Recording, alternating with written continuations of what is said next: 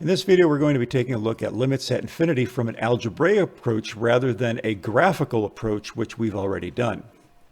To do this, I like to use a form of direct substitution. And so the first example, we have the limit of 3 times x, where x is getting infinitely large. It's approaching positive infinity. So let's just substitute in positive infinity for x. So we have 3 times infinity.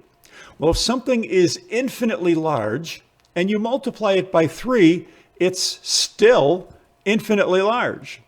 So 3 times infinity is infinity. And so the answer to this is infinity. Well, what happens if we're approaching negative infinity? Well, then we would have 3 times negative infinity. So if you're approaching negative infinity, getting infinitely small in the x-axis, in the x direction, and you multiply that by 3, the answer is going to be positive 3 times a negative infinity. The rules for signs still apply. Positive times a negative would be negative infinity. We're getting infinitely large in a negative direction.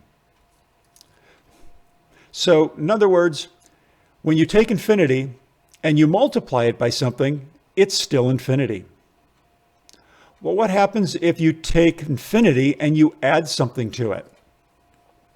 So we have the limit of x plus 5. If x is growing infinitely large in a positive direction, we simply have positive infinity plus 5. Well, infinity is really big. You add 5 to it, it's still really big. So infinity plus 5 is still infinity, and that's the answer. Well, here we would have negative infinity plus 5. If something is towards positive and negative infinity, it's infinitely big but in a negative direction, and you add 5 to it, it's still going to be negative infinity, because negative infinity is larger than 5, so it's going to retain the negative sign. What happens if we have we have an exponential? So e to the x is growing infinitely large in a positive direction, so we have e to the positive infinity. Well, if the numerator here is getting larger and larger and larger and larger and larger, this whole thing is simply going to be getting infinitely large. So e to the positive infinity is positive infinity. Now, what happens if we're going in a negative direction? X is getting infinitely large, but in a negative direction. E to the negative infinity. Well, now we have to use our exponent rules. To use our exponent rules, when we raise something to a negative exponent, we want to write that as 1 over e to the positive exponent. So 1 over e to the positive infinity, well, we already know that e to the positive infinity is getting infinitely large. So if the numerator is staying the same, but the denominator is getting infinitely large, this whole quantity is approaching 0. And finally, two more examples. When we have the numerator is getting infinitely large, divided by 2, well, this is essentially 1/2 times infinity. So this is going to be approaching infinity. And what happens if it's negative? Well, now it's approaching negative infinity, 2. This is going to be negative infinity. Negative divided by a positive is a negative, and it's still approaching infinity.